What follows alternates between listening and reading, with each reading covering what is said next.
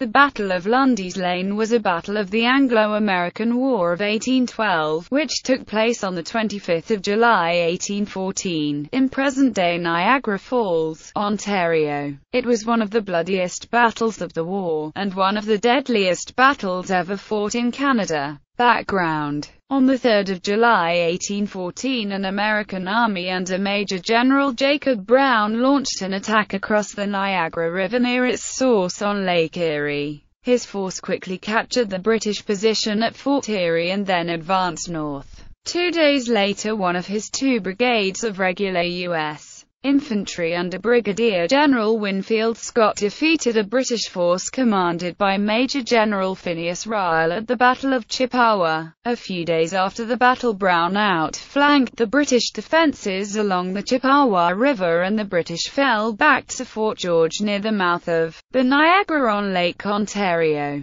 Brown lacked the necessary troops and heavy artillery to attack this position. At the time, a British naval squadron controlled the lake. Commodore Isaac Chauncey, commander of the American ships based at Sackett's Harbor, New York, was waiting for new frigates and heavily armed brigs to be completed before he could challenge the British squadron. When these were finally ready to sail, the American squadron was further delayed in port when Chauncey fell ill. As a result, no reinforcements or heavy guns could be sent to Brown, while the British were able to move several units across the lake from York to reinforce Fort George. For most of July, Brown's army occupied Queenston, a few miles south of Fort George. In this forward position they were harassed by Canadian militia and Indians. On the 24th of July, Brown fell back to the Chippewa River, intending to secure his supplies before advancing west to Burlington. As soon as Brown retired,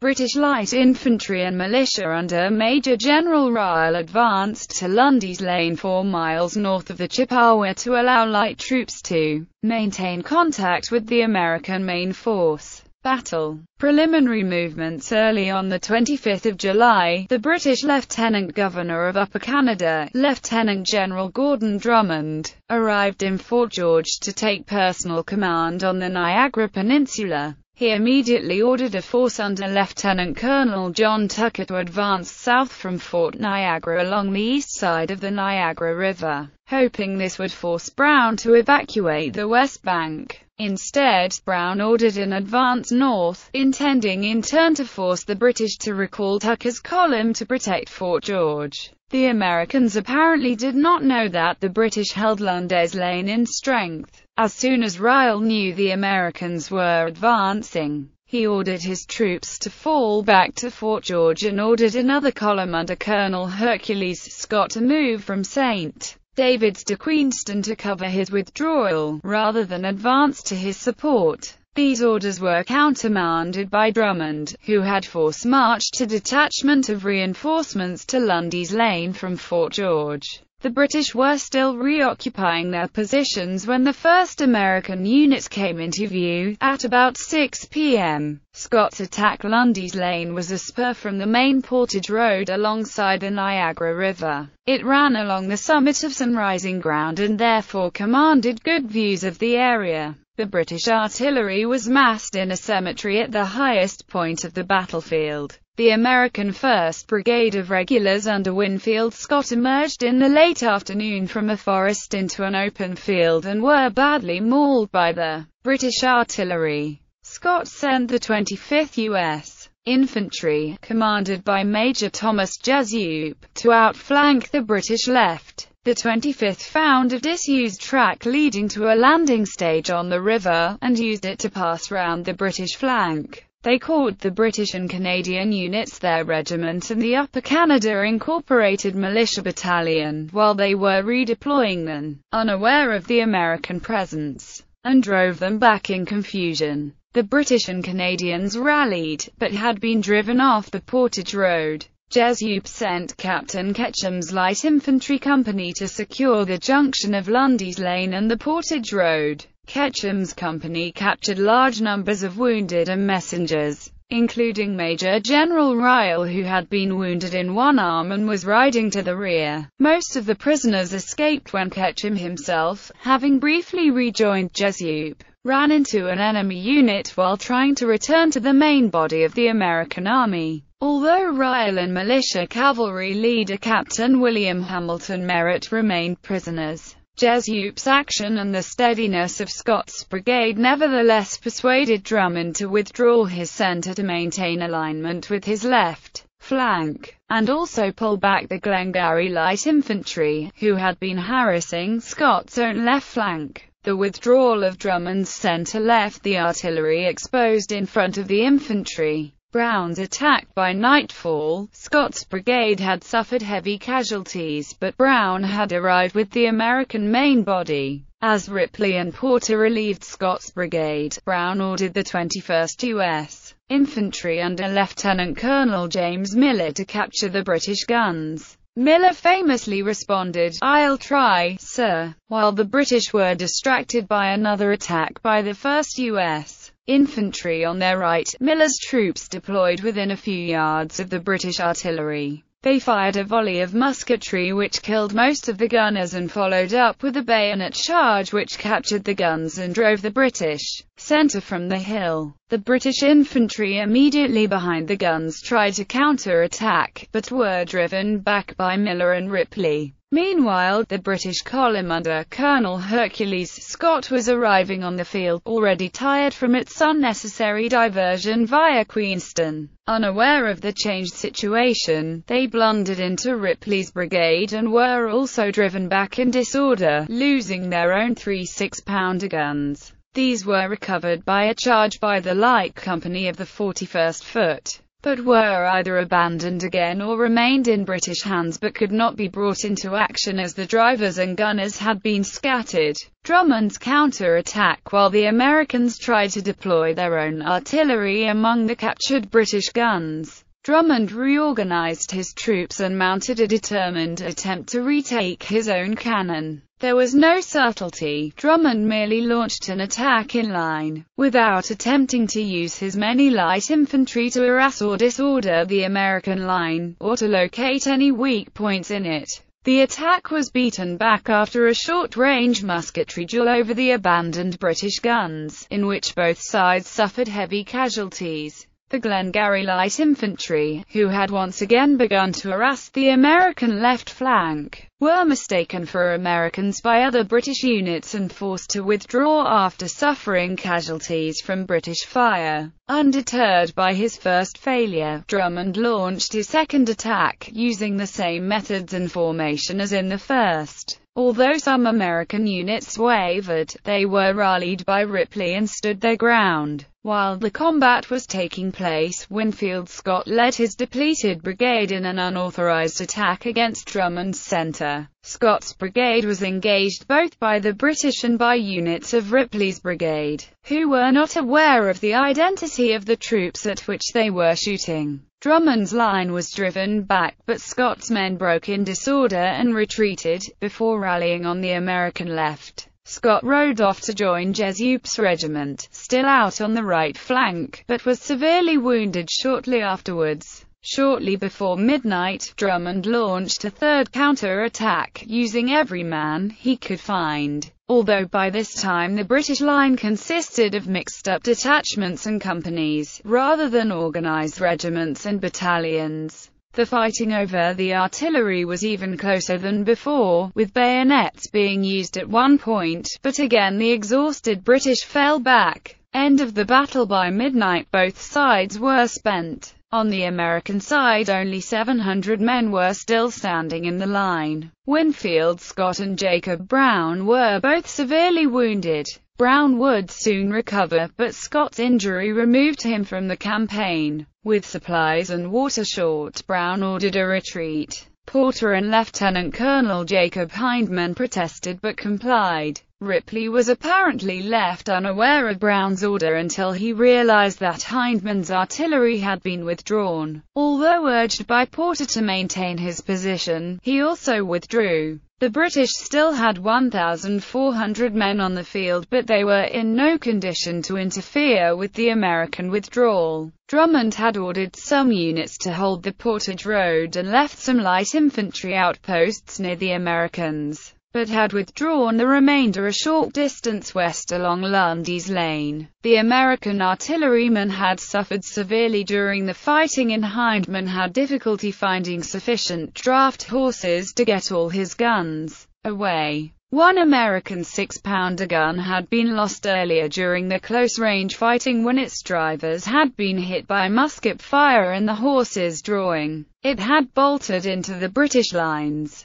Hindman also had to abandon a howitzer with a broken carriage. However, the Americans were able to drag away one captured 6-pounder gun which had earlier been pushed to the bottom of the high ground in the center of the former British position. Hindman later found some more horses and sent a team back to recover one of the prized British 24-pounder guns. The team was captured by British parties who were wandering around the battlefield. Aftermath. In the early hours of the morning of the 26th of July, Brown ordered Ripley to recover the abandoned British guns the next day, reinforcing his exhausted men with detachments which had been left at Chippewa. Ripley moved out at daybreak with 1,200 soldiers but found that Drummond had reoccupied the battlefield with 2,200 men. Ripley withdrew, unmolested. The American army fell back to Fort Erie, first deliberately destroying the old British fortifications along the Chippewa River and burning the bridges behind them. Because they were short of transport, they had to abandon or destroy much equipment and supplies to make room for the wounded on the available wagons.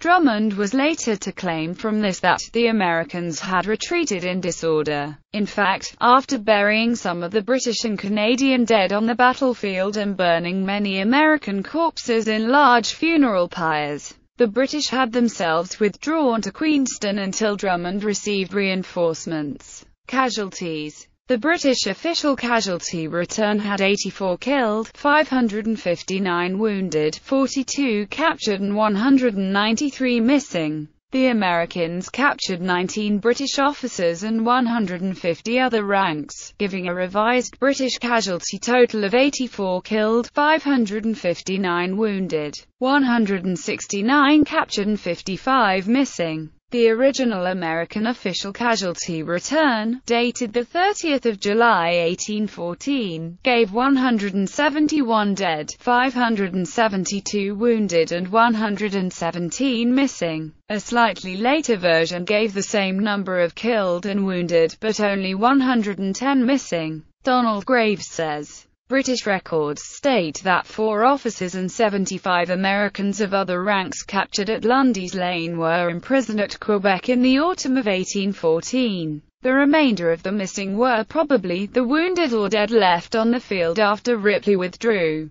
3 officers of the 22nd U.S. Regiment of Infantry, Lieutenants William Sturgis, John D. Kerr and Robert M. Davidson, who appear on the casualty list as missing and supposed to be killed, were later confirmed as having been killed on the 25th of July. This gives a revised American loss of 174 killed, 572 wounded, 79 captured and 28 missing. Graves speculates that the discrepancies in the proportions of killed and wounded men between British and American casualties may be accounted for by the Americans not collating their casualty returns until 5 days after the battle, when some of those originally listed as missing were confirmed to have been killed, and some severely wounded men had died of their wounds. Outcome and analysis. There had been much fighting at close quarters. Veteran British officers, who had fought against French armies in the Peninsular War, were horrified at the carnage they had witnessed at Lundy's Lane. Drummond reported,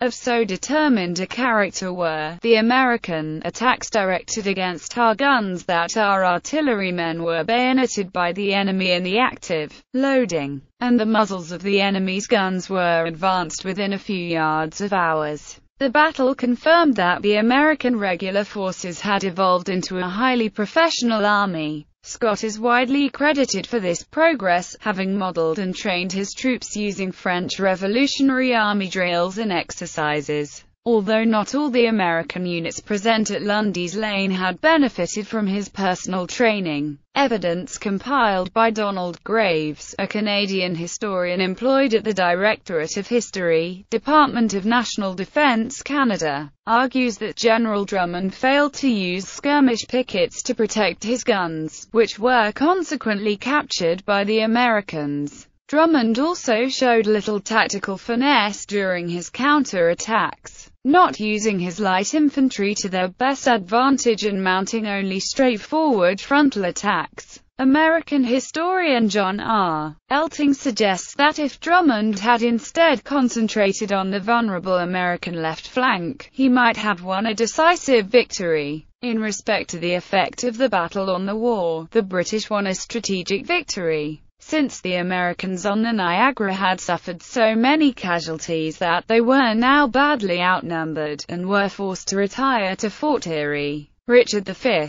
Barbuto says, on the 26th of July, Brown's plan to advance on Burlington Heights was irretrievably shattered. Drummond had secured the forts at the northern end of the Niagara, and he had blunted an American advance. Although there was still a lot of fight in both forces, the balance of combat power on the Niagara Peninsula had swung from the invaders to the defenders. Battlefield and memorials. The site was designated a National Historic Site of Canada in 1937. The site of the battle is now a residential and commercial area of Niagara Falls, Ontario. Part of the battlefield site was preserved next to the Drummond Hill Cemetery on Lundy's Lane east of Drummond Road. Other memorials added to the site include Soldiers' Monument, created by the Canadian Parliament and unveiled by Lundy's Lane Historical Society in 1895. Commemorative Wall, added 2004. Laura Secord Monument. Laura Secord is buried at the Drummond Hill Cemetery. Legacy. James Miller's response, "I'll try, sir," to Brown's order to capture the British guns is now the motto of the 5th U.S. Infantry, into which the 21st were merged in 1815 when Congress reduced the United States Army to a smaller peacetime establishment. 10 active regular infantry battalions of the United States Army perpetuate the lineages of a number of American infantry units that took part in the battle. As the result of a decision taken in 2012, 4 Ontario-based regiments of the Canadian Army perpetuate the history and heritage of the Battalion of Incorporated Militia and thus will carry the Niagara Battle honor earned by that battalion. These regiments are the Lincoln and Welland Regiment, the Queen's York Rangers, the Brockville Rifles and the Princess of Wales's Own Regiment. 6 other Canadian Army regiments carry the same battle honour in commemoration of other Canadian fencible and militia units that took part in the battle. They are the Stormont, Dundas and Glengarry Highlanders, the Royal New Brunswick Regiment, the 56th Field Artillery Regiment, RCA, the Essex and Kent Scottish Regiment, the Royal Canadian Regiment and the Royal Hamilton Light Infantry. In 1908, Canadian poet Duncan Campbell Scott wrote a poem, The Battle of Lundy's Lane, which won a contest sponsored by the Toronto Globe. The poem was reprinted in his 1916 collection, Lundy's Lane and Other Poems. Lundy's Lane is mentioned in the unofficial Canadian patriotic anthem, The Maple Leaf Forever. At Queenston Heights and Lundy's Lane our brave fathers, side by side for freedom, homes, and loved ones there, firmly stood and nobly died. And those dear rights which they maintained, we swear to yield them never. Our watchword evermore shall be, The Maple Leaf Forever. Orders of Battle.